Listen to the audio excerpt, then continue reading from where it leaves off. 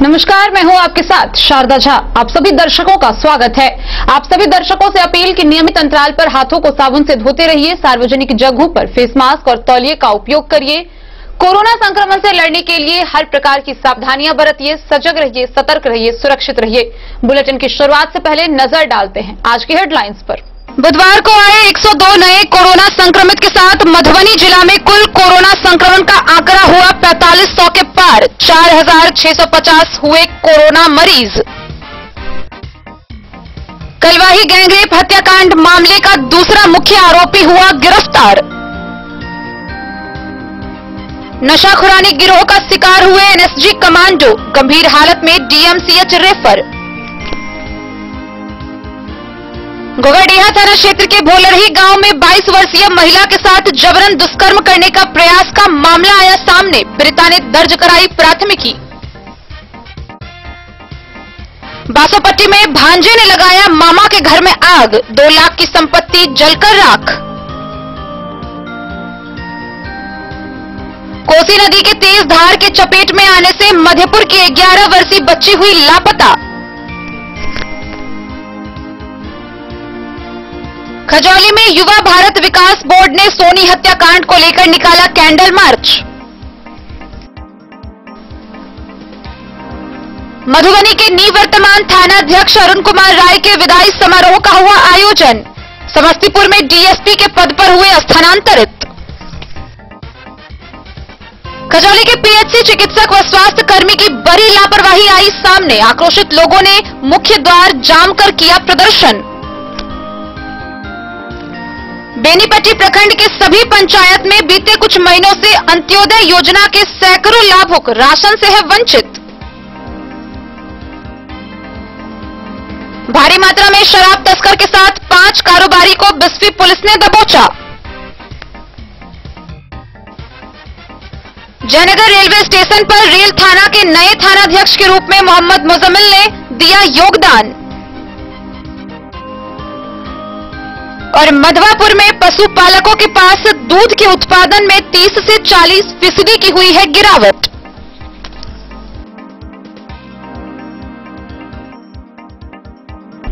खबरें अब विस्तार से। मधुबनी जिला में लगातार कोरोना का संक्रमण बढ़ता जा रहा है। आईडीएसपी ने फिर बीते बुधवार को 102 नए कोरोना पॉजिटिव रिपोर्ट जारी की है और इसके साथ ही मधुबनी जिला में कोरोना संक्रमण का आंकड़ा 4500 को पार कर चुका है। अभी तक मधुबनी जिला में कुल कोरोना संक्रमित मरीजों की पहचान 4650 हो चुकी है। आप सभी दर्शकों से एक बार फिर से अपील कि कोरोना संक्रमण से लड़ने व बचने के लिए भारतीय स्वास्थ्य विभाग द्वारा जारी गाइडलाइन का पूरी तरह पालन करें। नियमित अंतराल पर हाथों को साबुन से अच्छे से धोते रहे, सार्वजनिक जगहों पर मुंह और नाक ढकने के लिए फेस मास्क और तौलिए का उपयोग करें, सजग रहें, सतर्क रहें, सुरक्षित रहें। कोरोना महामारी ने पूरे देश को अस्त व्यस्त कर रखा हुआ है। हर रोज संक्रमण बढ़ता जा रहा है, मौत के आंकड़े में इजाफा हो रहा है। पूरा मधुबनी जिला कोरोना संक्रमण के मामले में त्राहिमाम कर रहा है। आए दिन संक्रमितों की संख्या लगातार बढ़ती जा रही है। आम लोगों से लेकर व्यवसायी तक कोरोना संक्रमित हो रहे हैं। सरकारी कर्मचारी से लेकर स्वास्थ्य कर्मी तक कोरोना संक्रमित हो रहे हैं। जिले में प्रतिदिन कोरोना के नए मरीज सामने आ रहे हैं। स्थिति इतनी भयावह है कि विभिन्न प्रखंडों के कई गांव व पंचायत को पूरी तरह सील किया गया है, लेकिन कोरोना का संक्रमण कम होने के बजाय लगातार बढ़ता जा रहा है। बुधवार को फिर पूरे मधुबनी जिला में 102 नए कोरोना संक्रमित मरीज सामने आए हैं। आईडीएसपी ने 2 सितंबर को कुल 102 पॉजिटिव रिपोर्ट जारी की है, जिसमें लदनिया प्रखंड से एक साथ 35 नए कोरोना पॉजिटिव सामने आए हैं। लौकही प्रखंड से 1, बेनीपट्टी प्रखंड से 14, झंझारपुर प्रखंड से 5, बाबूवरही प्रखंड से 2, बासोपट्टी प्रखंड से 2 झंझारपुर प्रखंड से 2, फुलपरास प्रखंड से, खजौली प्रखंड से 10, घोघरडीहा प्रखंड से 1, बिस्फी प्रखंड से 5, जयनगर प्रखंड से 1, मधवापुर प्रखंड से 2, हरलाखी प्रखंड से 4, खुटौना प्रखंड से 3, रहिका प्रखंड से 1, वहीं बालिका गृह से भी 1 कोरोना पॉजिटिव आए हैं। साथ ही मधुबनी शहर के तमाम जगहों को मिलाकर कुल 11 नए कोरोना पॉजिटिव सामने आए हैं और इसी के साथ 2 सितंबर तक मधुबनी जिला में कुल कोरोना मरीजों की संख्या 4,650 हो गई है। बुधवार को आए 102 नए पॉजिटिव रिपोर्ट के साथ मधुबनी जिला का कोरोना संक्रमण 4500 के आंकड़ा को पार करते हुए 4,650 हो गया है। हालांकि इनमें से लगभग 3800 से ज्यादा मरीज ठीक हो चुके हैं और अपने घर ठीक होकर जा चुके हैं। लेकिन जिस गति से कोरोना का संक्रमण बढ़ता जा रहा है वह पूरे जिला के लिए एक चुनौती साबित हो रहा है। ऐसी स्थिति में लोगों को बहुत ही ज्यादा सतर्कता बरतने की जरूरत है। लोगों को चाहिए कि प्रत्येक 20 मिनट पर साबुन पानी से हाथ धोएं, सार्वजनिक जगहों पर मुंह और नाक ढक के रहे, फेस मास्क और तौलिया का उपयोग करें, ठंडी चीजों के सेवन से बचें, खाने पीने में गर्म चीजों का सेवन करें, सोशल डिस्टेंसिंग का पूरी तरह से पालन करें, आपस में 2 गज की दूरी बनाकर रखें, खुद भी सतर्क रहे, दूसरों को भी सजग करें। मौजूदा हालात को देखते हुए प्रत्येक व्यक्ति को और अधिक सतर्क रहने की जरूरत है। Bureau report, Madhubani. बीते दिनों कलवाही में हुए गैंगरेप हत्याकांड में एक बड़ी खबर सामने आई है। पुलिस ने गैंगरेप के दूसरे मुख्य आरोपी को भी गिरफ्तार कर लिया है और अन्य की गिरफ्तारी के लिए जुटी हुई है। इसकी जानकारी खजौली के पुलिस निरीक्षक देवेंद्र कुमार ने प्रेस वार्ता कर दी है कि इस कांड के दूसरे मुख्य आरोपी को भी गिरफ्तार कर लिया गया है। पहला मुख्य आरोपी पहले से ही पुलिस के गिरफ्त में है। दोनों को न्यायिक हिरासत में भेज दिया गया है। कलवाही थाना क्षेत्र के एक गांव में पिछले दिन हुए गैंगरेप हत्याकांड के मुख्य दूसरे आरोपी रामनाथ सहनी को कलवाही थाना की पुलिस ने मंगलवार को गिरफ्तार कर लिया। इसकी पुष्टि करते हुए खजौली के पुलिस निरीक्षक देवेंद्र कुमार ने बुधवार को कलवाही थाना पर पीसी करते हुए बताया कि 17 अगस्त की रात में थाना क्षेत्र के मलमल गांव के 13 वर्षीय बच्ची के साथ गैंगरेप कर हत्या कर दी गई थी, जिसके दूसरे मुख्य आरोपी रामनाथ सहनी को कलवाही थाना की पुलिस ने मंगलवार को रहिका थाना क्षेत्र के रहिका पेट्रोल पंप के निकट मस्जिद के पास से गिरफ्तार किया है। उन्होंने बताया कि आरोपी रामनाथ सहनी के घर से उस पीड़िता का शव बरामद हुआ था। शव बरामद होने के बाद वहां के लोगों में काफी आक्रोश था। उसने बताया कि गिरफ्तार अभियुक्त ने घटना में अपनी संलिप्तता स्वीकार की है। पुलिस निरीक्षक ने बताया कि घटना के मुख्य आरोपी विजय सहनी व इसके नामजद अभियुक्त गिरफ्तार कर जेल भेजे जा चुके हैं। अन्य आरोपितों की गिरफ्तारी के लिए पुलिस लगातार छापेमारी कर रही है। छापेमारी में थानाध्यक्ष राजकुमार मंडल, पुलिस अवर निरीक्षक जवाहरलाल राम शामिल हैं। किस कांड का आरोपी है ये?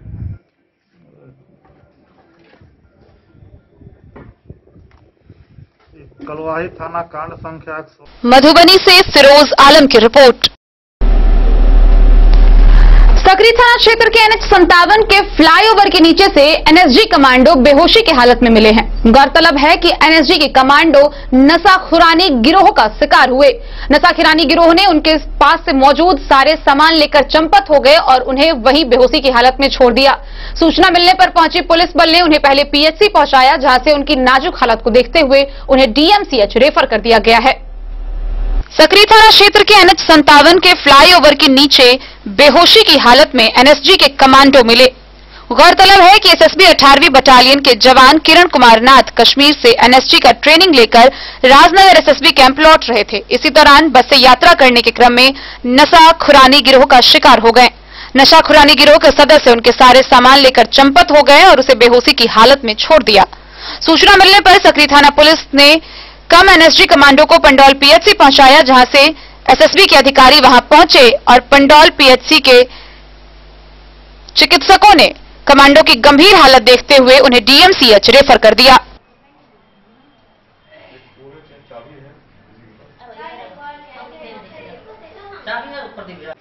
क्या हुआ है इनको, आपके जो कमांडो हैं बेहोशी की हालत में? जो जवान है 18 बटालियन एसएसबी सशस्त्र सीमा बल है, हम लोग 18 वाहिनी है, तो वहीं का है। वो घर से आ रहा था, तो कमांडो फोर्स में इसका अभी नाम आया था एनएसजी में। हाँ, तो उसमें इस पे जाने के लिए ट्रेनिंग के लिए आया था बटालियन, वो उड़ीसा से आ रहा था।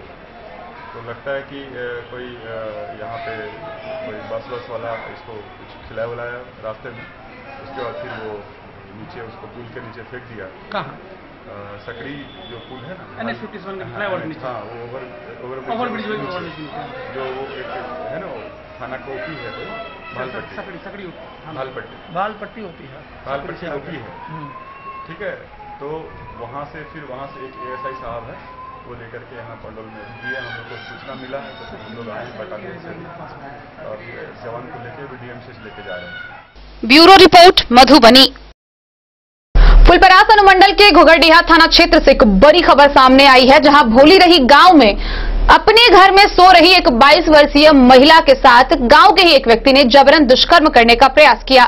बाद में महिला के शोर मचाने पर आस पड़ोस के लोग जुटे और आरोपित फरार हो गया।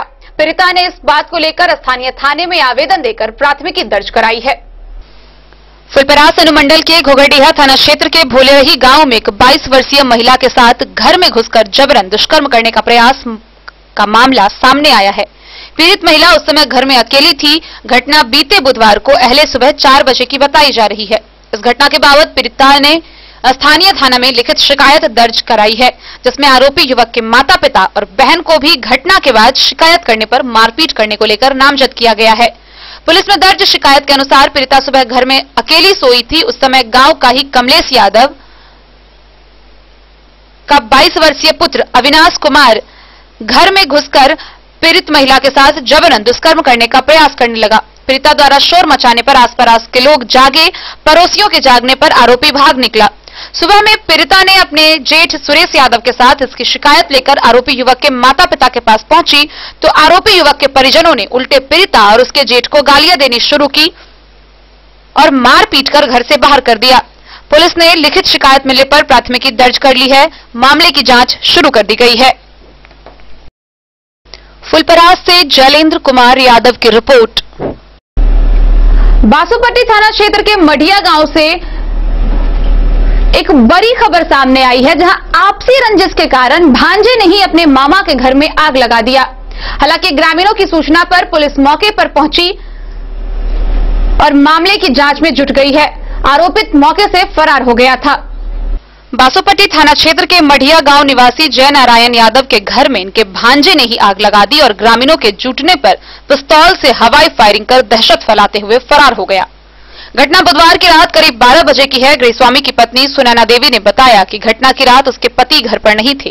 रात करीब 12 बजे पति का भांजा नवटोल घोरबंकी निवासी चंद्रशेखर यादव 5 अज्ञात व्यक्तियों के साथ घर आया और हत्या करने की नीयत से पति के बारे में पूछना शुरू किया। जब उन्होंने कहा कि वह घर पर नहीं है तो उनकी पत्नी के साथ अभद्र व्यवहार किया। इतने में दरवाजे पर सो रहे भतीजे श्याम कुमार यादव ने जब विरोध किया तो उसको पिस्तौल दिखाकर जान से मारने की धमकी दी और इसी क्रम में एक घर में आग लगा दी, जिससे घर में रखे करीब 2 लाख की संपत्ति जलकर राख हो गई। जब गृहस्वामिनी जोर जोर से चिल्लाने लगी तो ग्रामीणों के जुटते भीड़ को देखकर उसने दहशत फैलाने के उद्देश्य से हवाई फायरिंग करते हुए फरार हो गया। ग्रामीणों की सूचना पर रात को ही पुलिस मौके पर पहुंची। गृहस्वामी जयनारायण यादव ने कहा कि करीब 15 दिन पूर्व उसके दोनों भांजे आपस में लड़ रहे थे, जहां दोनों को समझा बुझाकर शांत कराया है। तभी से उनको शक है कि उन्होंने पक्षपात किया है और उसी के साथ को लेकर यह घटना किया है ताकि वह धमकी देता रहे। इस बाबत थानाध्यक्ष इंदल यादव ने बताया कि पुलिस मामले की गहन जांच कर रही है। जांच के बाद उचित कार्रवाई की जाएगी।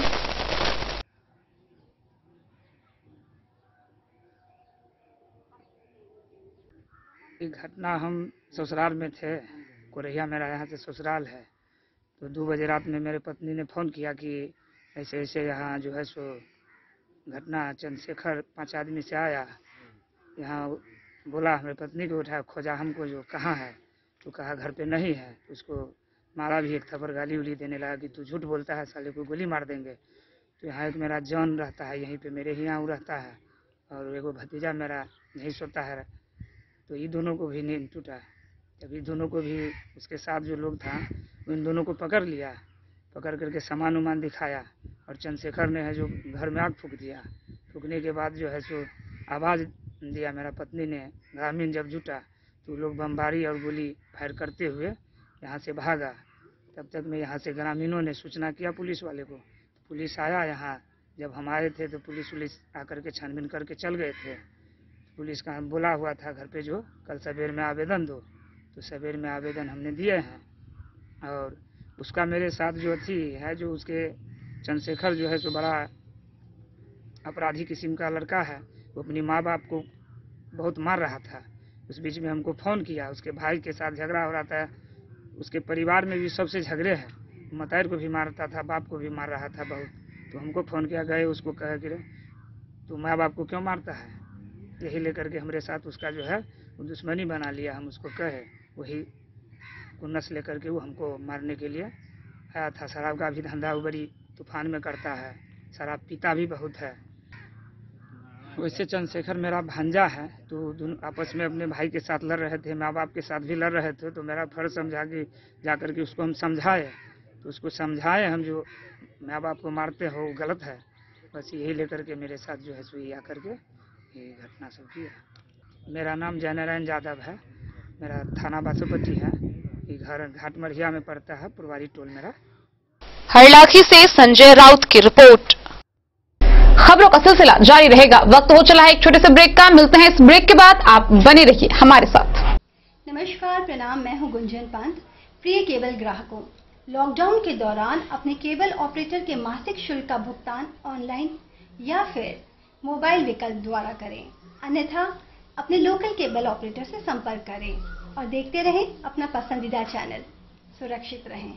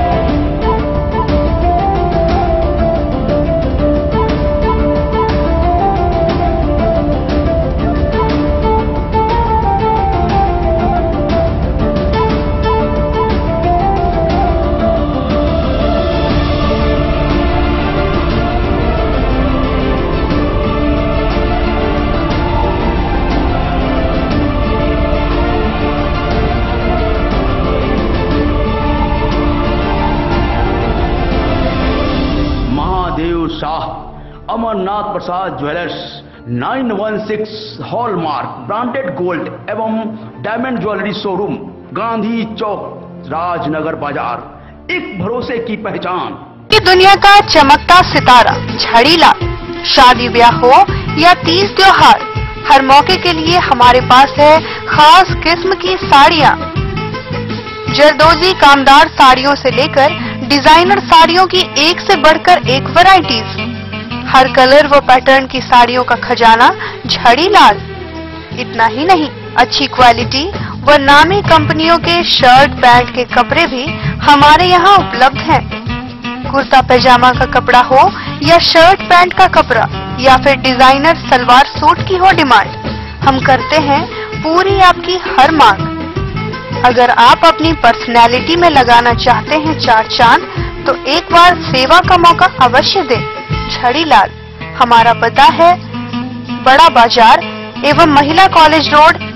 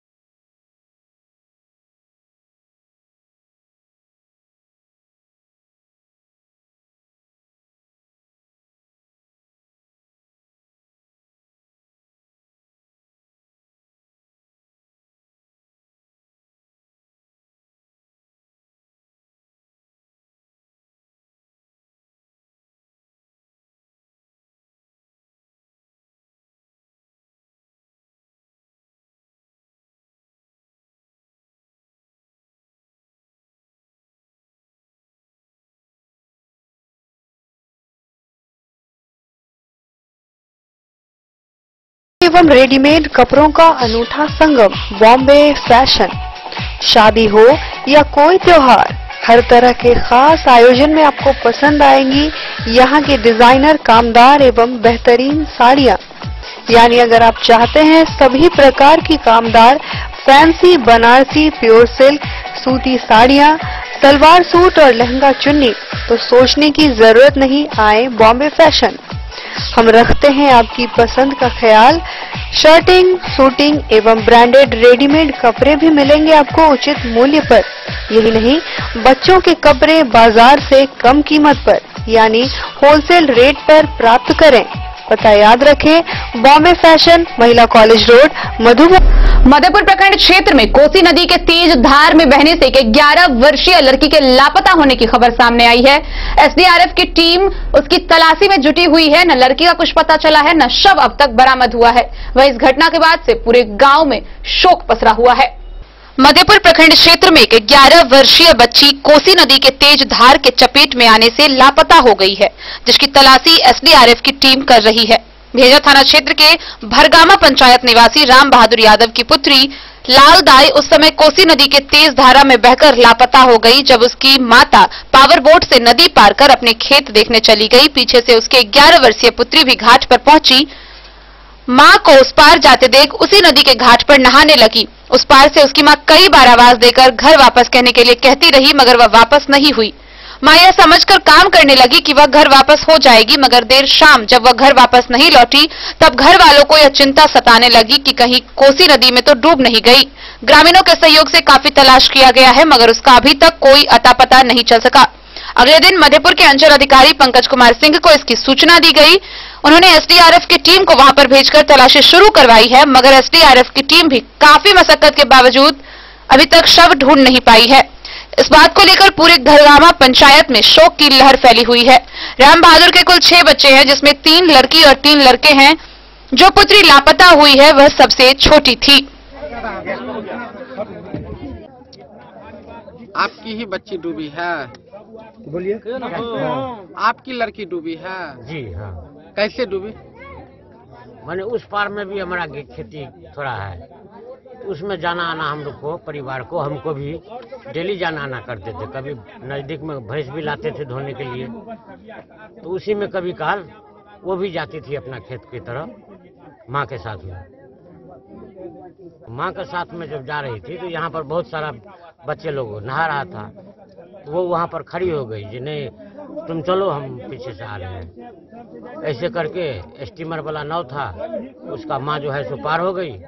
उस पार से भी आवाज देता है जो तुम घरे पर चला जाओ, घरे पर चला जाओ। बस इतने ही में वो चला गया उधर घास और खेत की तरफ। ये जो है सो यहाँ से वापस नहीं गया। फिर उसका माँ को शंका हुआ जो घर पर पहुँचा कि नहीं, छोट बच्चा है। फिर दूसरे का नंबर से हमारा छोटा लड़का जो है यहीं पर होगा, नीतीश कुमार, छोटा लड़का जो है सो किसी का नंबर से हमारा घर का नंबर पे फोन किया। तो फोन पर जो घर से आवाज आया जो नहीं घर पर नहीं पहुंचा है, तब से हलचलाने लग गया सब। कितने बजे लगभग? समय क्या हो रहा था? होगा 12 या 2 के बीच में होगा, 2 बजे के बीच में। शाम से हम लोग सब पीछा परेशानी है। उसकी मम्मी स्टीमर से उस पार चली गई, स्टीमर इस पार में नहीं था। अरे नाव खुल जाता है तो फिर इधर के उधर से इस आता पार में तो कुछ नहीं न था। नहीं। तो वो बच्चे ऊंचे था ला रहा था, तो हो सकता है वो उस पार जाने के लिए हिल गई होगी। या नहाती होगी। उतना होशियार नहीं था जो इतना लंबा। नहाती होगी बस। क्या नाम है आपका? राम बहादुर यादव। मधेपुर से नूर मोहम्मद कासमी की रिपोर्ट। खजौली प्रखंड के युवा भारत विकास बोर्ड के कार्यकर्ताओं ने बीते दिनों कलवाही के मलमल गांव में हुए सोनी गैंगरेप हत्याकांड में न्याय की मांग को लेकर कैंडल मार्च निकाला है। इस दौरान कार्यकर्ताओं ने राज्य सरकार व पुलिस प्रशासन की नाकामी के खिलाफ जमकर नारेबाजी की। खजौली प्रखंड के महुआ इकडारा पंचायत भवन पर बुधवार की शाम कलवाही प्रखंड के मलमल गांव की नाबालिग लड़की सोनी हत्याकांड में न्याय दिलाने को लेकर युवा भारत विकास बोर्ड के जिलाध्यक्ष ललन कुमार के नेतृत्व में कार्यकर्ताओं ने कैंडल मार्च निकाला। राज्य सरकार व पुलिस प्रशासन की नाकामी के खिलाफ जमकर नारेबाजी की। घटना के 15 दिन बीत जाने के बावजूद भी पुलिस ने सभी दरिंदे को अभी तक गिरफ्तार नहीं कर पाई है, जो काफी शर्मनाक व खेदजनक है। इस घटना की निंदा की गई। वहीं जिलाध्यक्ष ललन कुमार ने कहा कि 17 अगस्त की रात 4 दरिंदों ने 13 वर्षीय सोनी को अगवा कर उसके साथ दुष्कर्म किया और फिर उसकी निर्मम हत्या कर शव को छिपा दिया। आक्रोशित कार्यकर्ताओं का कहना था कि पुलिस प्रशासन सभी दरिंदे को गिरफ्तार कर उसे फांसी की सजा दिलाए। सोनी को न्याय नहीं मिलने तक यह आंदोलन जारी रहेगा। प्रदर्शनकारियों में विकास, चंदन, छोटू, सोनू, मिथुन, सिकंदर, रिंकू, कमलेश, दिनेश, रामकरण, सचिन सहित कई कार्यकर्ता शामिल हुए। यूथ इंडिया का एक ही मांग। मैं विकास यादव, राजद नेता।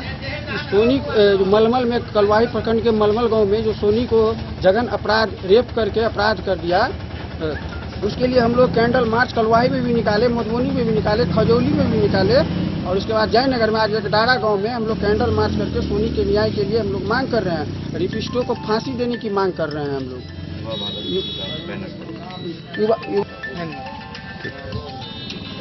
कोई और कुछ कहना है? चंदन बोलेगा।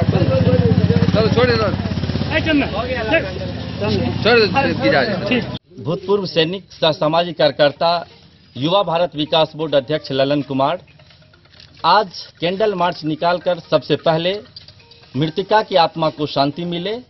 युवा भारत विकास बोर्ड सोनी को न्याय के लिए हर जगह कैंडल मार्च में भाग लेकर और उसके प्रति संवेदना व्यक्त कर रहा है, चाहे उसके गांव मलमल, मधुबनी, खजौली, जयनगर। आज मैं अपने गांव से ही सोनी के न्याय के लिए युवा भारत विकास बोर्ड की तरफ से अपने सारे युवा साथियों के साथ मांग कर रहे हैं कि और भी जितने अपराधी जो बाकी है प्रशासन त्वरित गिरफ्तार करके उसको फांसी तक पहुंचाए।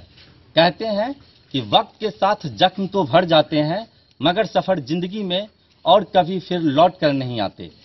लौट कर तो कभी जिंदगी में नहीं आएंगे, लेकिन यह एक ऐसा सफर सोनी के लिए जो हमेशा नामों के साथ याद आते रहेंगे।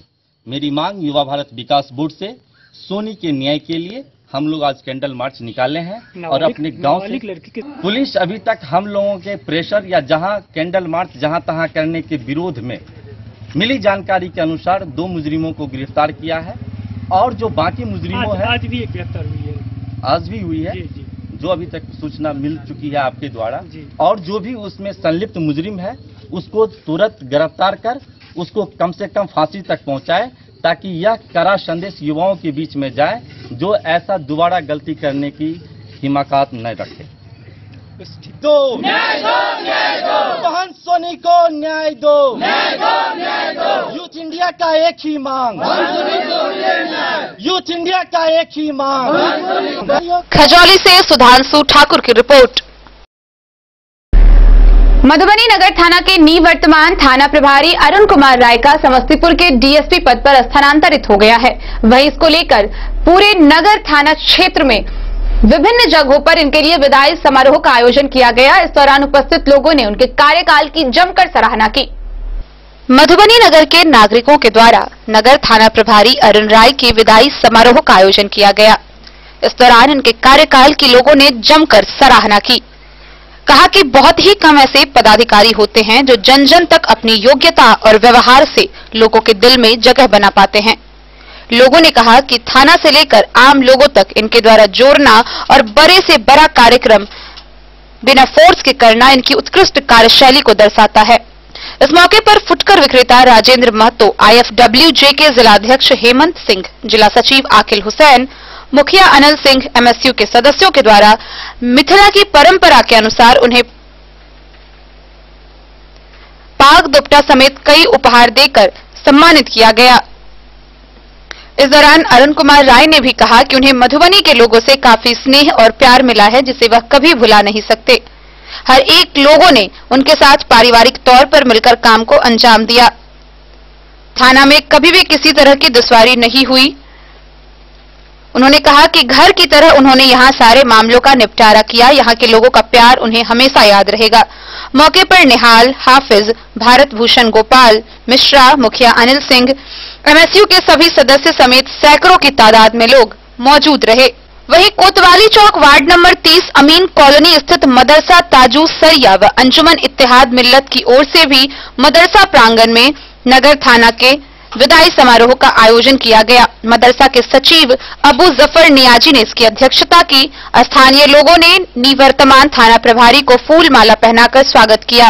विदाई समारोह में थाना प्रभारी अरुण कुमार राय ने अपने कार्यकाल में शहर के लोगों को भरपूर सहयोग करने के लिए धन्यवाद दिया। इस दौरान पूर्व वार्ड पार्षद मुंशी समीउर रहमान, अमालुल्लाह खान, समीतुल्लाह खान, कैशर आलम मिंटू, मनीष सिंह, रजा इस्तियाक, साकिर हुसैन, मौलाना आरिफ, वहीं साथ ही अन्य लोग मौजूद रहे। साथ ही समाज सेवी व थानाध्यक्ष अरुण राय को कोरोना वॉरियर्स सम्मान से भी मौके पर सम्मानित किया गया। वहीं मधुबनी नगर परिषद वार्ड नंबर 5 की पार्षद निर्मला देवी द्वारा भी नगर थाना प्रभारी अरुण राय के विदाई समारोह का आयोजन किया गया। इस दौरान इनके कार्यकाल की लोगों ने जमकर सराहना की। जदयू के नेता टिंकू कसेरा ने कहा कि बहुत कम ऐसे पदाधिकारी होते हैं जो जन जन तक अपनी योग्यता और व्यवहार से लोगों के दिल में जगह बना पाते हैं। मनोज मुन्ना ने कहा कि थाना से लेकर आम लोगों को इनके द्वारा जोड़ना और बड़े बड़े कार्यक्रम करवाना इनकी उत्कृष्ट कार्यशैली को दर्शाता है। मौके पर गजेंद्र प्रसाद, रमन जायसवाल, मुकेश सिंह, पप्पू राउत, केदार ठाकुर, लड्डू, विक्की सहित दर्जनों लोग उपस्थित रहे।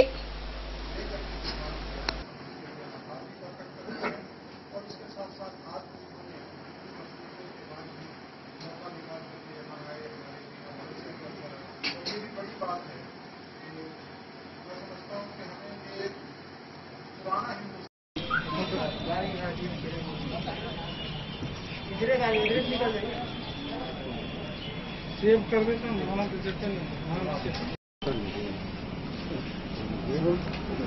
मदनी टाउन थाना में आपका कार्यकाल 3 साल रहा। क्या सर अभी जैसे आप समस्तीपुर सदर में जा रहा यहाँ को मधुबनी को लेकर क्या रहा सर, कैसा है आपका कार्यकाल बीता? मधुबनी में मेरा यह कार्यकाल करीब 4 साल का रहा और 4 साल मैं सभी लोगों के साथ जिया, परिवार की तरह जिया है और यहाँ के लोग बहुत अच्छे हैं। इतना सहयोग मिला कि मैं यहाँ 4 साल तक रह सका। मैं यहाँ तमाम लोग जो हमको साथ किए, हमारे साथ जिए, तमाम लोगों के प्रति मैं आभार व्यक्त करता हूँ और विश्वास दिलाता हूँ कि आने वाले दिन में भी अगर कहीं किसी की कोई ज़रूरत होगी और उसमें मेरा कोई उपयोग हो सकता है तो मैं उनके साथ रहूँगा। और आप तमाम लोगों के प्रति आभार व्यक्त करते हुए मैं सबको प्रणाम निवेदित करता हूँ। आपकी लोकप्रियता ऐसी रही, लोग आम बोलचाल में मजाक में यही बोलते रहे कि सर यहाँ अगर अभी चुनाव में उतर जाए तो यहाँ के विधायक हो जाएंगे, तो आपको कहता है इस पर कोई कमेंट नहीं करेंगे, ये हमारे विभाग से बाहर की बात है। सर ये पूछ रहे हैं सकारात्मक सहयोग मिला और बिल्कुल घर की तरह हमने थाना को जिया है, बिल्कुल घर की तरह थाना को जिया है। जो भी लोग आए हमको नहीं लगता कि कोई अनकंफर्टेबल होकर के हमसे बात किया हो, चाहे कुछ भी हो, आए बात की और जो भी हो पाया हमने करने की कोशिश की है और यही है कि आज तक हमसे लोग जुड़े हुए हैं। पुनः सबको आभार व्यक्त करता हूँ।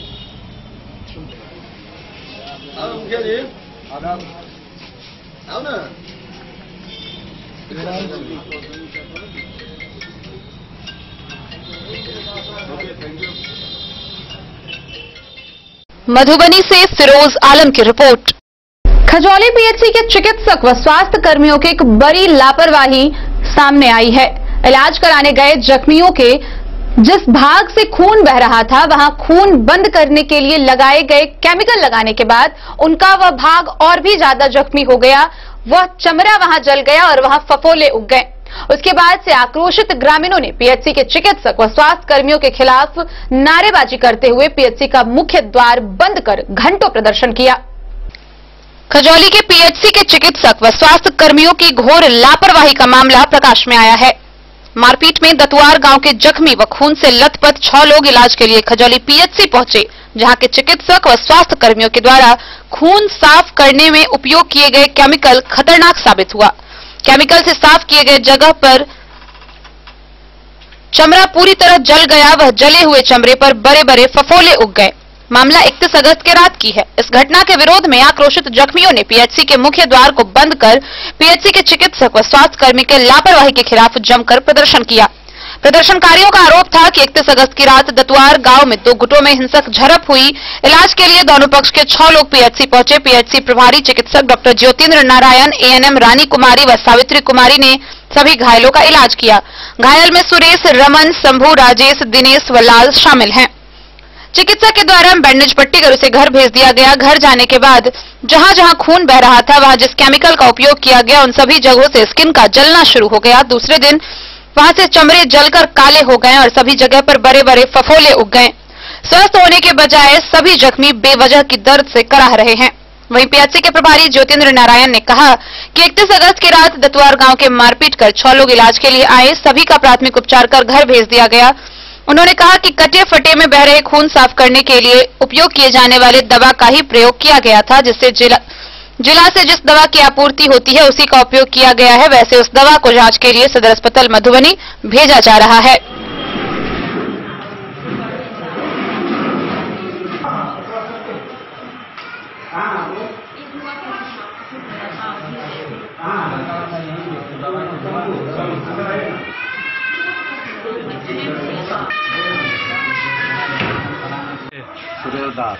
घर दतवार। क्या हुआ है सर? हम लोग आपस में झंझट हो गया। कब? कल की रात जी। उसमें हो गया झंझट, तो हम लोग का इलाज कराने के लिए जी कराने के लिए आया, तो वो घाव हुआ ना, तो उसी दवाई से हम लोग का इतना। अच्छा, यानी जो ब्लड जो साफ किया जिस केमिकल से, वो लगाने के बाद ऐसा हो गया है? हाँ, वो केमिकल लगाने से ऐसा हो। सब के सब? हाँ, सभी आदमी। तो डॉक्टर से ये बात बताए नहीं आप लोग? नहीं, अभी आए हैं, आज आए हैं बताने के लिए। तो ये कब हुआ? ये हुआ कल की रात में हुआ।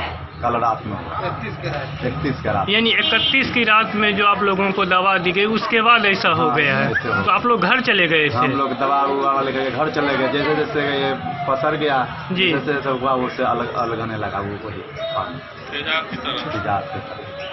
तेजाब की तरह दर्द और जलन हो रहा है? होता है, पूरा पेट जलता है, सोने नहीं देता है रात। रात में सोने भी नहीं देते। हाँ, ये कब से हो रहा है ऐसे? ये धोला करके गए जी, और 4-5 घंटा के बाद में थोड़ा लहर हुआ जी। लहर होते होते लहर बढ़ने लगा। राजेश कुमार। घर कहाँ हुआ? दतवार। Ward number 8। क्या हुई थी सर? हम लोग को आपस में ही झगड़ा हो गया। अच्छा। थोड़ा मार लगा था, सर फूटा था, उसको इलाज कराने के लिए आया। जब से आया तब से ऐसा हुआ। यानी जब से इलाज करवाने? कब आए हो इलाज करवाने? 31 तारीख रात में। 31 तारीख की रात में। आज 2 तारीख है।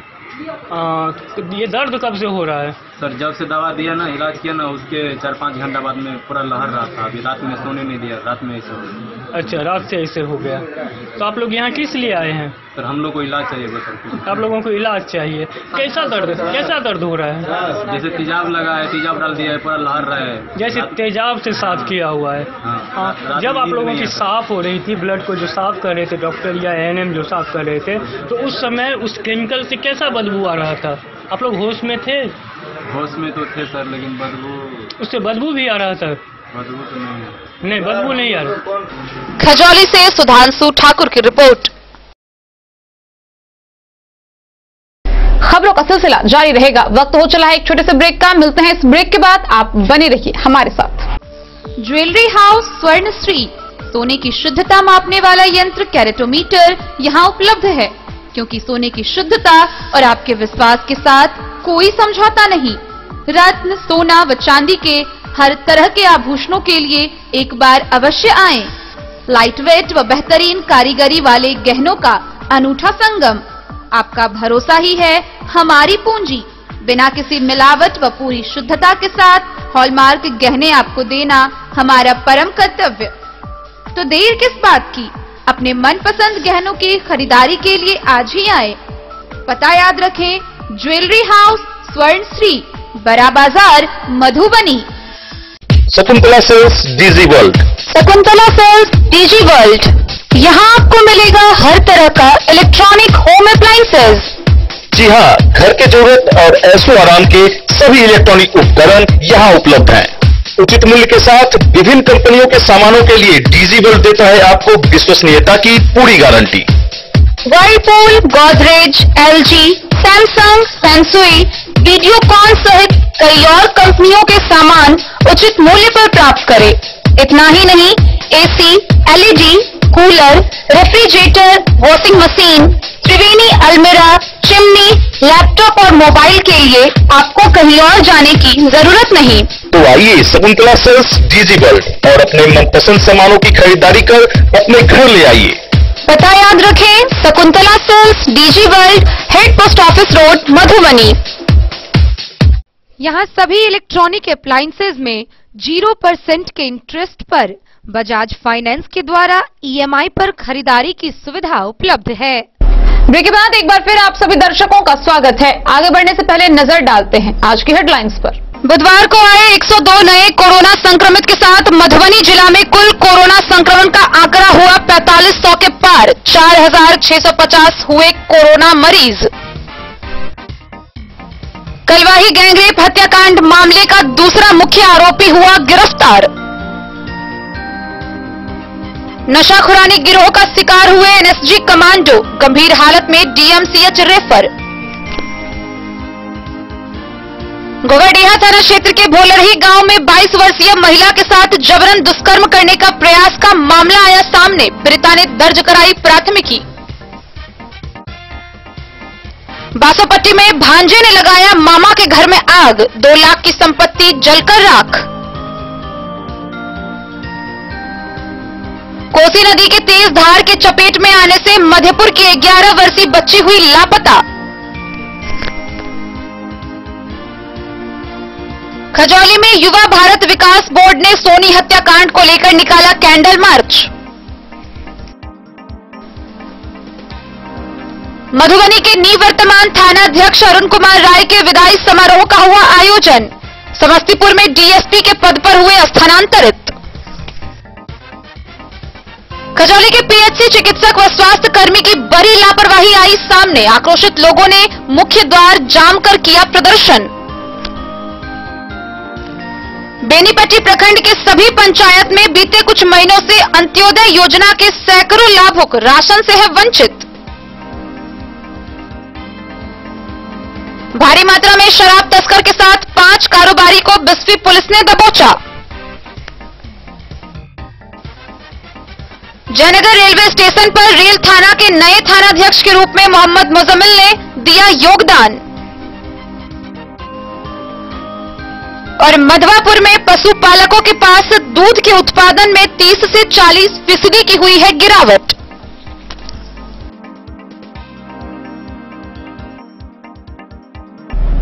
बेनीपट्टी प्रखंड के सभी पंचायतों में बीते कुछ महीनों से अंत्योदय योजना के सैकड़ों लाभुक राशन से वंचित हैं। राशन के लिए रोजाना किसी न किसी कार्यालय का चक्कर लगाते देखे जा रहे हैं। जहां एक ओर कोरोना संकट में सरकार और प्रशासन से लोगों को अधिक उम्मीदें थी, वहीं वह कार्यालयों के चक्कर लगाने को विवश हैं और इसके बावजूद भी उन्हें राशन मुहैया नहीं कराई जा रही है। बेनीपट्टी प्रखंड के सभी पंचायतों में बीते कुछ महीनों से अंत्योदय योजना के सैकड़ों लाभुक राशन से वंचित हैं। राशन के लिए रोजाना किसी न किसी कार्यालय का चक्कर लगाते देखे जा रहे हैं। बुधवार को प्रखंड कार्यालय परिसर में संचालित एमओ कार्यालय पर करहारा पंचायत के सलाउद्दीन, सागिरा खातून, रूही परवीन, कमरुल निशा, गुलाब, शहजादी खातून, आरसी खातून, अख्तरी खातून, रोशन खातून व अमीना खातून सहित दर्जनों लाभुकों ने अपनी पीड़ा बयां करते हुए कहा कि राशन की आस में हम गरीब अपने छोटे छोटे बाल बच्चों को लेकर विभिन्न कार्यालयों के चक्कर लगाकर थक चुके हैं। पंचायत कार्यालय में जाते हैं तो प्रखंड कार्यालय में जाकर शिकायत करने को कहा जाता है। प्रखंड कार्यालय से एमओ कार्यालय भेजा जाता है और एमओ कार्यालय जाने पर अनुमंडल कार्यालय जाने की बात कहकर टाल दिया जाता है। जब घर से आते हैं तो कभी एमओ नहीं मिलते हैं और कभी कभार मिल जाते हैं तो बीडीओ से मिलने की बात कहते हैं। इसी स्थिति में बीडीओ की भी है, जहां शायद ही वे अपने कार्यालय में मिल पाते हैं। ऐसी स्थिति में गरीब लाचार इस कोरोना नामक वैश्विक महामारी में भी अनाज के लिए दाने दाने को तरस रहे हैं, जबकि कोरोना संकट से पूर्व ही सभी को राशन मिलता था। जब से लॉकडाउन हुआ है तब से डीलर ने कहा कि पॉस मशीन पर अंत्योदय योजना के लाभुकों का नाम नहीं है। ऐसी स्थिति में पॉस मशीन पर बिना अंगूठा का निशान लिए अनाज देना संभव नहीं है। गौरतलब है कि यह केवल करहारा पंचायत की ही समस्या नहीं बल्कि सभी पंचायतों की है, जहां इस योजना के लाभुकों को अनाज से वंचित होना पड़ रहा है। बेहद गरीब और निसहाय लोगों के लिए ही अंत्योदय योजना का लाभ दिया जा रहा था ताकि लाचार लोगों को अनाज की समस्या नहीं झेलनी पड़े। लेकिन जब लाचारों को इस कोरोना संकट में सरकार और प्रशासन से अधिक मदद की जरूरत थी तो ऐसे समय में लोगों को अनाज से वंचित कर अपने हाल पर छोड़ दिया गया। लोगों ने बताया कि हाकिम बाबुओं से आरजू विनती कर निराश हो चुके हैं, कोई सुधि लेने को तैयार नहीं है। अगर जल्द ही समस्याओं का निदान नहीं किया गया तो बाल बच्चों के साथ प्रखंड कार्यालय पर भूख हड़ताल पर बैठने को विवश होंगे।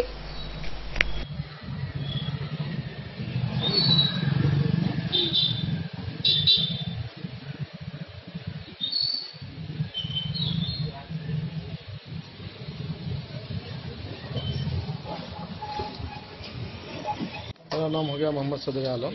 बोलिए क्या कहने का मतलब ये है, जो है अर्सी बेगम, इसका राशन कार्ड जो है ये राशन कार्ड नंबर है, यहाँ देख लीजिए। इसका राशन कार्ड जनवरी से ही उठ रहा है।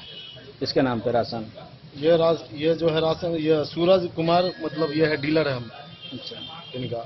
तो कहने का मतलब ये है कि जब हम लोग पता किए कि भाई मतलब राशन का क्या मामला है, तो ये पता चला भाई कि मतलब अनाज उठ रहा है इनके नाम पे, अर्सी बीबी के नाम पे राशन उठ रहा है। उसके बाद हम लोग कहा कि ठीक है, पता किए, बोला कि ठीक है आप देंगे यहाँ से।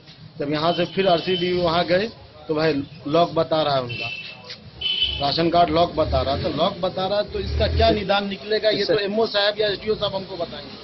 उससे पहले राशन उठता था इनके नाम पे? हाँ, इनसे पूरा डिटेल्स है हमारे पास। इनको कभी नहीं मिला राशन? पहले मिल रहा था, हाँ। अब जो है फिंगर से जो है मतलब जो दो तीन महीना से लॉक कर दिया गया। अच्छा।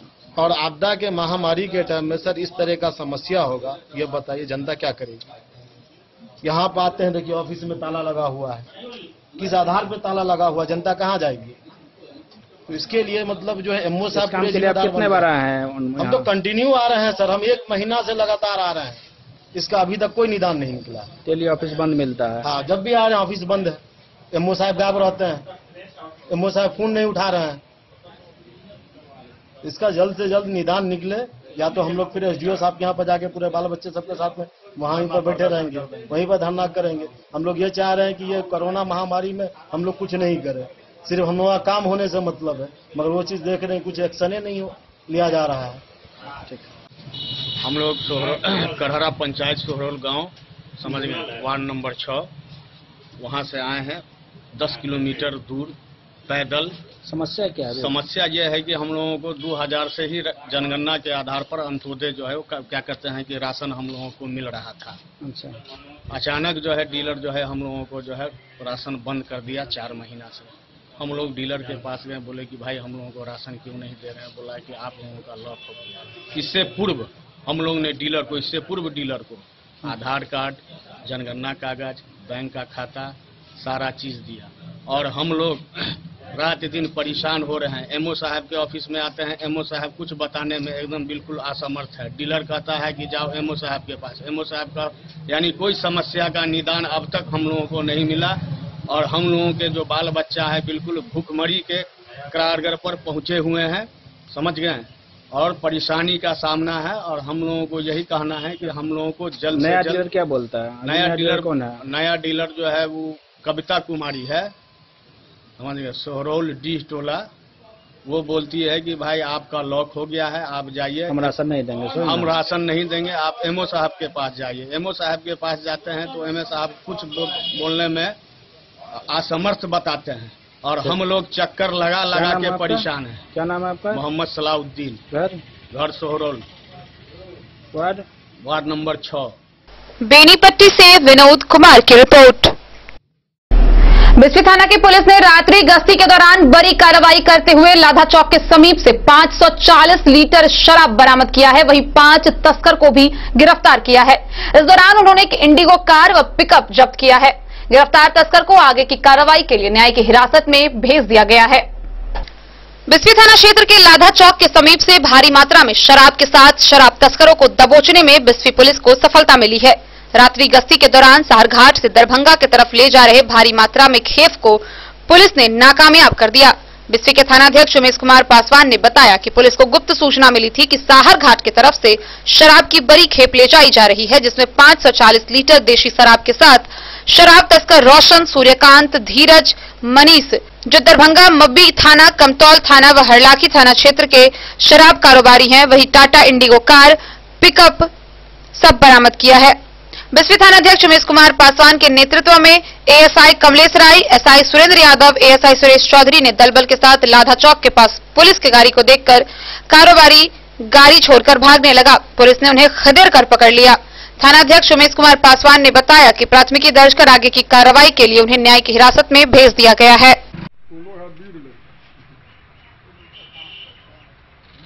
इतनी हिम्मत करता है, इतनी पूंजी लगाकर जेल जाने से नहीं लोग थोड़ी ही करता होगा, हुआ ना, जेल जाने से भी नहीं करता।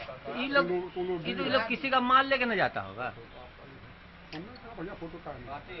बिस्फी से सत्यनारायण यादव की रिपोर्ट।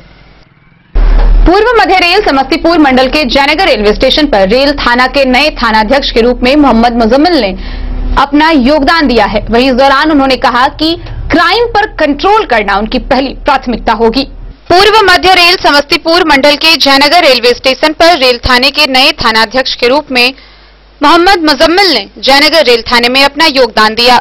2009 बैच के नए थानाध्यक्ष मोहम्मद मुजम्मिल ने बताया कि उनकी पहली प्राथमिकता क्राइम कंट्रोल होगी।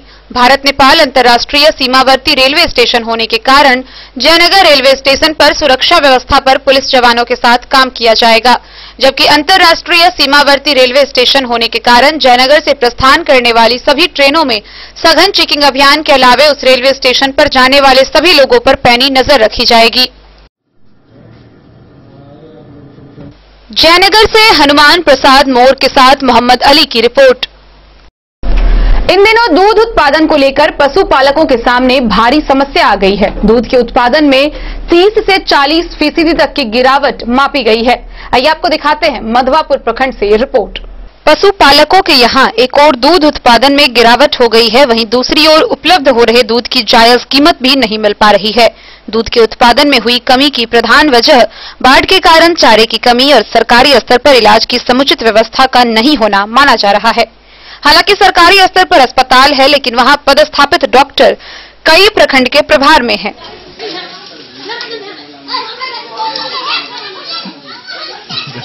घंटी रहा थे कम से कम, घंटी बजाए हम।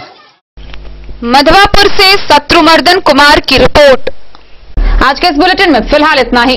दीजिए पूरी टीम को इजाजत और मधुबनी की हर छोटी बड़ी खबरों के लिए देखते रहिए। नमस्कार।